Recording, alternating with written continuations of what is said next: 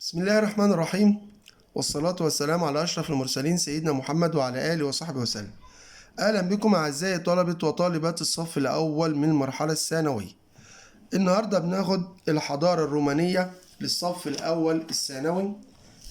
بنفكر أو بنقنا الطلاب بحاجة بسيطة. دايما بقولك امسك مفتاح الخريطة وخلي بالك من الخريطة عشان تفهم اللي فيها. في البداية احنا عايزين نعرف كلمة روما اللي هي الحضارة الرومانية اجت منين؟ قالك إن هي تأسست سنة 753 قبل الميلاد، واللي كان مؤسسها رومالوس، شخص اسمه رومالوس فسميت بروما. تمام. الأمر التاني إن هي تعتبر آخر حضارات العالم القديم. تمام. إيه كمان؟ حضرتك لو بصيت على البحر المتوسط هتلاقي عندك الحضارة المصرية القديمة، حضارة بلاد الشام، ومنها الحضارة الفينيقية اللي درسناها، الحضارة اليونانية، أول الحضارات الغربية، ثم عند حضارة روما. فكده روما تعد مصب للأنهار في البحر المتوسط. لنهر إيه بقى؟ لنهر الحضارة.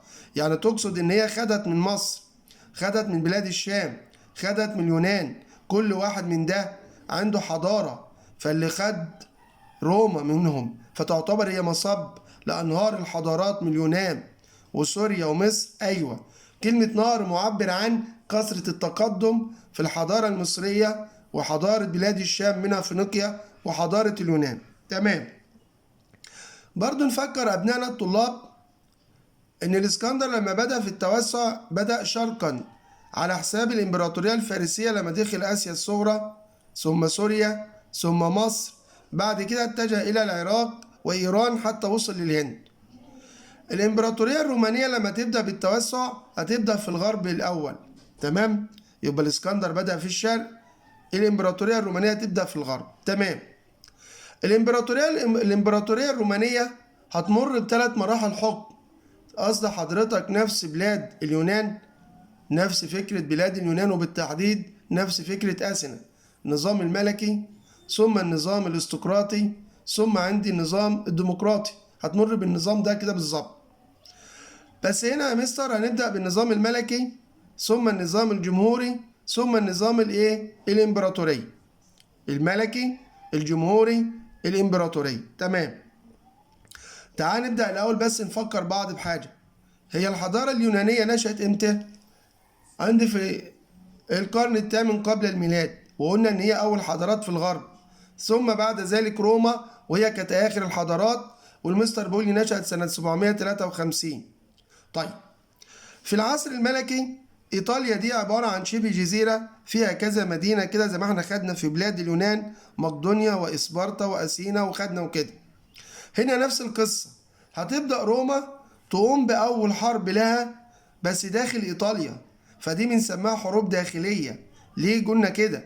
لأن التوسع هيبدأ من العصر الجمهوري، أما العصر الملكي ما كانش فيه توسع، العصر الملكي كان فيه تأسيس. يعني الحروب اللي كانت في شبه الجزيرة الإيطالية في إيطاليا نفسها بين روما وبين المدن اللي جواها تعتبر هي النواة الأولى لبناء الإمبراطورية. تمام. بعد كده هتقوم حرب ما بين روما وما بين قرطاجة عشان تنجح في السيطرة على قرطاجة وتبقى أول مستعمرة لروما. ما تنساش أنا قلت لك بدأوا بالتوسع في الغرب، الإسكندر بدأ بالتوسع في الشرق. تعال نعرف القصة. أنا عندي هنا روما وعندي هنا قرطاجة. لما الأميرة عليسا إحدى أمراء الفينيقيين قدرت تطلع بالذهب والسفن وتاخد جزء من البربر وتبني هنا مدينة قرطاجة، اللي تميزت بالتقدم التجاري لدرجة إن أصبحت مبانيها كأنها من الذهب، حاجة كده تحس كأنك في عالم فضائيين. لما أمراء روما أو الملوك كانوا يروحوا زيارة كانوا بينبهروا، فحصل هنا حقد. فتبدأ هنا تقوم مجموعة من الحروب، ثلاث حروب سميت بالحروب البونية، استمرت حوالي أكتر من 100 سنة. سبب الحروب ديت سبب سياسي، روما عايزة تسيطر، وطبعا ده بدأ في العصر الجمهوري. انا قلت لك الحرب دي كانت فين؟ في العصر الملكي داخل ايطاليا. اما الحروب البونية كانت في العصر الجمهوري. اللون ده كله العصر الجمهوري. سبب الحرب مع قرطاجة سبب سياسي اقتصادي، سياسي توسعي اقتصادي عايزين يسيطروا عليه. طيب نركز على الحتة دي. مصر هنا في أفريقيا شمال شرق، المنطقة دي شمال غرب، يبقى هي سيطرت على قرطاجة شمال غرب. ناخدها بطريقة تانية، ده البحر المتوسط، هنا شرق هنا غرب، برضو سيطرت على غرب البحر المتوسط. تمام. لو اتكلمنا على البحر المتوسط، هنا شمال شرق هنا شمال غرب، هنا جنوب شرق هنا جنوب غرب. البحر المتوسط نفسه شمال شرق جنوب شرق، شمال غرب جنوب غرب. عشان تشتغل على قرطاجة في غرب البحر المتوسط، شمال غرب أفريقيا، جنوب غرب البحر المتوسط. وبالفعل تسيطر على قرطاجة وتكون أول مستعمرة لها. تمام؟ تمام يا مستر. بعد كده تروح على إرث الإسكندر. ليه قلت إرث الإسكندر؟ لأن قرطاجة مش كانت تبع الإمبراطورية المقدونية. كل اللي أنا بديهولك بالقلم ده تبع إرث الإسكندر الأكبر.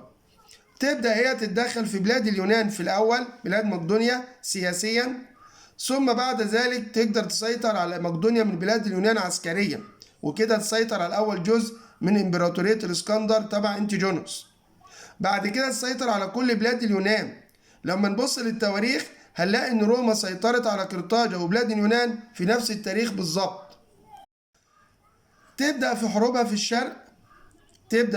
الشرق، بعد كده على سوريا، وتبدأ تسيطر عليها سنة 64. لو نفتكر قلنا إن نبوخذ نصر الثاني لما راح على فينيقيا في القرن السادس قبل الميلاد، ثم جاء الإسكندر الأكبر بعد كده وسيطر على بلاد فينيقيا ما عدا قرطاجة وأسقط فينيقيا. ثم بعد ذلك جه الرومان سنة 64 قبل الميلاد وسيطروا على كل قرطاجة، هم اللي أسقطوا قرطاجة وبلاد فينيقيا. ثم جاء الفتح الإسلامي 634 وقدر نفتح بلاد الشام. بذكرك بس بالنسبة لفينيقيا. طيب يبقى هم سيطروا على سوريا وأصبحت ولاية رومانية. ثم مصر مين اللي كان بيحكمها؟ البطالمة، الملكة كليوباترا السابعة بعد معركة أكتيوم البحرية. يبقى الرومان لما سيطروا على مصر كده أصبحوا هم من القوة العظمى في العالم القديم اللي هو آسيا وأفريقيا وأوروبا، ويتحول البحر المتوسط لمجرد بحيرة داخل الإمبراطورية الرومانية. طيب نفكر الطلبة إن هم لما سيطروا على مصر ده كله كان في العصر الجمهوري، بس بداية حكم مصر كان في العصر الإمبراطوري، لأن هيبقى أول إمبراطور أكتافيوس وهيحكم مصر سنة كام؟ سنة 30. لأن أنا عندي المعركة كانت سنة كام؟ كانت سنة 31. هيسيطروا على مصر سنة 30. هو هيتولى نظام الإمبراطورية سنة 27 قبل الميلاد، يعني هو هيحكم مصر 3 سنين في العصر الجمهوري، وبعد كده ياخد من مجلس الشيوخ اللي هو مين؟ أكتافيوس. يبقى هم اللي خدوا مصر في العصر الجمهوري، وأكتافيوس هو اللي حكم مصر وروما كلها. بعد 3 سنين مجلس الشيوخ اداله لقب إمبراطور، وأصبحت مصر في بداية السيطرة في العصر الجمهوري. أما الحكم بتاع مصر هيبقى في عصر الإمبراطورية. تمام يا شباب؟ الحياة السياسية اللي هو نظام الحكم، المستر بيقول لي روما العاصمة، سواء كان النظام ملكي اللي هو النظام الإجباري الديكتاتوري، أو النظام جمهوري الديمقراطي الاختياري، أو نظام الإمبراطورية اللي هو التوسع. خلي بالك التوسع بدأ في العصر الجمهوري، أما في النظام الملكي لما تم السيطرة على شبه الجزيرة الإيطالية ده كان في الداخل. المهم إيه القاسم المشترك بين الثلاث أنظمة؟ القاسم المشترك يا مستر عوض الله حضرتك إن القرار السياسي جاي من روما، مركز الحكم روما، وكمان السيطرة في الحكم في الملكي والجمهوري والإمبراطوري الأستقراطيين. تمام يا شباب؟ النظام الملكي اللي بدأ من 753 ل 510 كان بينص على إيه؟ إن أنا عندي في واحد بيحكم، وطبعا أكيد من الأسرة الغنية نفس إسبرتا، وبيحكم مدى الحياة. ركز في المعلومة ديت، في يده كل السلطات. يعني أنا عندي نظام الملك أو عندي النظام السياسي الملك، مجلس الشيوخ، جمعية الأحياء. المفروض أنت خدت في إسبرتا إن كان نظام الحكم جماعي مقسم عليه. أنت هنا لأ، نظام الملك هو اللي مسيطر على كل شيء، نفس النظام المصري القديم، ونظام وراثي مدى الحياة. فدي بنسميها عدم الفصل بين السلطات. طيب لما كان بيموت كان بيتم اختيار نائب لمدة 5 أيام فقط، بعد كده يختاروا واحد من الأسرة بتاعته. تمام. مجلس الشيوخ بيتكون من 300 عضو من الارستقراطيين. تمام. طب مجلس الشيوخ وجمعية الأحياء الاتنين تعتبر مجالس استشارية. ركز في كلمة المناقشة وركز في الكلمة دي، الاتنين مجالس استشارية لأن الملك اللي في إيده كل حاجة. طب يعني إيه يعني مجلس سوري؟ أيوة مجلس سوري من الناس الأغنياء، منظر بس، منصب. طب يعني إيه جمعية الأحياء؟ مصر 27 محافظة، فهم كانوا مقسمين روما ل 30 حي، بعد كده 3 أحياء.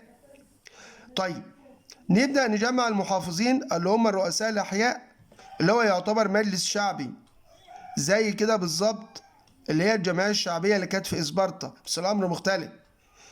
يبدأ الملك يقول لهم يا جماعة يا مجلس يا جمعية الأحياء اجتمعوا عشان أنا مش محتاج منكم أخد رأيكم في حاجة تخص الشعب، ويا مجلس الشيوخ برضو اجتمعوا عشان برضو محتاج أخد رأيكم. يبقى الملك اللي مسيطر، مجلس الشيوخ استشاري سوري، جمعية الأحياء استشاري سوري. إيه سبب نهاية النظام الملكي؟ المستر دايما بيقول لي إن الثراء دايما امتلاك الثراء بيكون فيه طمع في السلطة، نفس ما حصل في أثينا، إن أنا عندي الاستقراطيين طمعوا في السلطة، فكان الملك ضعيف. تركانيوس كان ضعيف، وهم عشان يسقطوا السلطة ادعوا إيه؟ ادعوا إن هو عدم إحساسه بمعاناة الشعب اللي هو التدهور الاقتصادي. 2 تعديه على التقاليد الرومانية إن هو جنب قتل والده، يعني هنا هم أسقطوه بنظام عدم وجود عدالة اجتماعية أو الاهتمام بالاقتصاد، وهنا بسبب النظام الاجتماعي إن هو تعدى التقاليد وقتل والده، وبالفعل أسقط عندي الاستقراطيين النظام الملكي عشان يبدأ النظام الجمهوري. النظام الجمهوري بيبدأ يقوم على تقسيم السلطات، في عندي تعدد في السلطات وبتتوزع على أكتر من هيئة. يعني المفروض هنا تقدر تقول يا مستر إن هنا هيبقى زي نظام إسبرطة، هيبقى نظام الحكم متقسم على كام هيئة وكل هيئة مسؤولة عن التانية. هقول لك ده المفروض الشكليا، ولكن للأسف زي النظام الملكي هناك الملك كان مسيطر على الحكم، هنا اللي مسيطر على الحكم مجلس الشيوخ. يعني مجلس الشيوخ ال 300 الاستقراطيين اللي هناك كان سوري، هنا بقى هم اللي هيسيطروا على الحكم. أيوه هنا بقى هيسيطروا على الحكم تماما تماما. تمام كده؟ تمام يا مستر. بس الأمر إن هم هيعملوا هنا هيختاروا جزء 2 أفراد بيسميهم القنصل أو قنصلان، هيمسكوا لمدة سنة واحدة عن طريق الانتخاب، بس أكيد برضو من الاستقراطيين. يعني بس منظر كده يا مستر سوري. أيوة عشان كده هنا لو بنقدم نقد إن القنصلين كان مدتهم سنة واحدة ودي مدة قصيرة، وإن مجلس الشيوخ كان هو اللي مسيطر على الدولة. يعني النقد الموجه للنظام الجمهوري إن القنصلين ومجلس الشيوخ مدتهم إن ده مدته صغيرة وده مسيطر على جميع الحكم. تمام يا شباب؟ يبقى القنصلين كان بيتم انتخابهم لمدة سنة، وطبعا ده نقد موجه لهم لمدة قصيرة. فطالب هنا يسأل طب القنصل ده لما يسيب السنة هيمسك حكم ايه؟ فالمستر بيقول لي كان بيكون رئيس مجلس الشيوخ، او كان بيكون حاكم لإحدى الولايات الرومانية. قلت لي مجلس الشيوخ هناك كان سوري من 300 من الاستقراطيين، انما هنا مجلس الشيوخ زي الملك في النظام الملكي، هو اللي مسيطر على كل قطاعات الدولة. يعني لو قال لك مين اللي امر بالناحيه التوسعيه هتقول له مجلس الشيوخ، لانه معاه السلطه العسكريه، كل السلطات موجوده معاه. نروح بعد كده لجمعيه القبائل. يا مستر هناك كان اسمها جمعيه الاحياء. يا سيدي ده نظام تطور، زي ما انت بتعمل اماره اصبحت ولايه اصبحت محافظه زيها كده، فهنا بتعتبر جمعيه القبائل نفس جمعيه الاحياء. تمام، ده تطور له. في حد اسمه نقباء العامة. يعني ايه نقباء العامة؟ يا مستر زي ما كنا بنقعد في الدولة العثمانية كل فئة من الشعب، مثلا الزراع لهم نقيب، الصناع لهم نقيب، فدي همزة الوصل ما بين الدولة وما بين عامة الناس. يعني دول اللي بيبقوا موجودين في المجتمع يا مستر. أيوه زي الرقباء الشعبيون كده اللي كانوا في اسبارتا. دورهم يعملوا ايه؟ يبدأوا ياخدوا من الحكومة الأوامر ويوصلوها لعامة الشعب. عامة الشعب يعني الطبقة الايه؟ الطبقة رقم 3 في النظام الروماني. طيب جمعية القبائل ما قلتش مهمتها يا سيدي. بص، مش جمعية الأحياء اللي هي مسؤولة عن هناك الأحياء زي عندنا في مصر محافظات؟ أيوه. وكانت في النظام هناك استشاري؟ أيوه. طب هنا نظامها إيه؟ النقباء العامة لما يكون في مشكلة يبدأوا يعرفوا الحكومة إن في مشكلة، فالحكومة تؤمر جمعية القبائل إن هي تنعقد. يبقى جمعية القبائل لما تنعقد عشان يبدأوا يستشيروا أو يبدأوا ناخد رأيهم، كانوا بينعقدوا بناء على دعوة من مين؟ من النقباء العامة. يبقى لما يكون في أمر جامد نقباء العامة يبدأوا يعرفوا الحكومة، جمعية الأحياء تنعقد بناء على رأي نقباء العامة وتوصل للرأي. لما توصل للرأي الحكومة تاخد بقى القرار، لأنه هو مجلس استشاري برضه. تبدأ الحكومة تعرف نقباء العامة، نقباء العامة يبدأوا يعرفوا الشعب بأوامر الحكومة. يعني يبقى هنا اللي مسيطر على الدنيا كلها مجلس الشيوخ. جمعية القبائل ونقباء العامة يعتبروا برضو سلطة استشارية، وطبعا دول كلهم تبع السلطة الايه؟ التنفيذية. حكم الدولة اسمه سلطة تنفيذية. المستر بيقول لي طب هل النظام اللي كان فيه روما كان نظام ديمقراطي؟ قلت لك لا، للأسف القانون فشل في ان هو يحقق النظام الديمقراطي. ليه؟ بالرغم ان القانون بيساوي ما بين الناس في كل شيء، ولكن لما كان يحصل انتخابات لمجلس الشيوخ الناس كانت دايما بتروح تختار مين؟ الأشراف، لأن هما ما عندهمش ثقة في أنفسهم في بعض عشان ناس فقراء، فكانوا بيتجهوا للناس الارستقراطيين، فهنلاقي الارستقراطيين مستولين دايما على الحكم. طيب نيجي في النظام الإمبراطورية اللي هو هيبدأ بعد سيطرة القائد أكتوفيوس على مصر سنة 30، وبعدها ب3 سنين ياخد لقب أغسطس اللي هو لقب يصبح أول إمبراطور روماني. يعني هم لما سيطروا على مصر ده كان في النظام الجمهوري، واللي هيبدأ يحكم مصر أكتافيوس وهو يكون أول إمبراطور. ومجلس الشيوخ ادوله لقب أغسطس سنة 27. معنى كلمة أغسطس اللي هو الشخص المتحكم في كل شيء، بالظبط زي النظام الجمهورية إن مجلس الشيوخ متحكم في كل شيء، أو نظام الملك، الملك هو نفس النظام. مجلس الشيوخ هيديله لقب أغسطس ويكون أول إمبراطور وهو المتحكم الآمر الناهي في روما. هيعمل إيه؟ اللي أسقط النظام الجمهوري اللي هو عند المشاكل اللي حصلت ما بين القادة، مشاكل عسكرية. فهنا هيبدأ هو عشان يوفر الأمن القومي والاستراتيجي لروما هينهي الانقسامات بين القادة في الرومان، كمان هيوفر الأمن في كل روما. بعد كده يحافظ على أملاك الجمهورية في الشمال والشرق، لأن قلت لك الجمهورية عملت توسعات، هو هيجي يحافظ عليه. يبقى هو هنا كان ليه دور أمني إن هو نهى الانقسامات العسكرية ووفر الأمن الاستراتيجي لروما وحافظ على أملاكها. وليه نظام اجتماعي إن هو حقق العدالة الاجتماعية بين المواطنين. انقسام الإمبراطورية الرومانية كان سنة 395، يعني أنت دخلت في التاريخ الميلادي اللي هو في أواخر القرن الرابع. وتبدأ روما تنقسم إلى روما الشرقية، روما اللي هي في الغرب، وعندي الإمبراطورية الرومانية الشرقية اللي هي القسطنطينية. الإمبراطورية الرومانية الغربية عاصمتها روما زالت كما هي، أما الإمبراطورية الرومانية الشرقية سموها بالقسطنطينية نسبة لمؤسسها قسطنطين الأول. هنا روما تسقط على يد البربر 476، نهاية العصور القديمة أو نهاية العصور القديمة وبداية العصور الوسطى، وبكده تنتهي آخر حضارات العالم القديم، سقطت على يد البربر.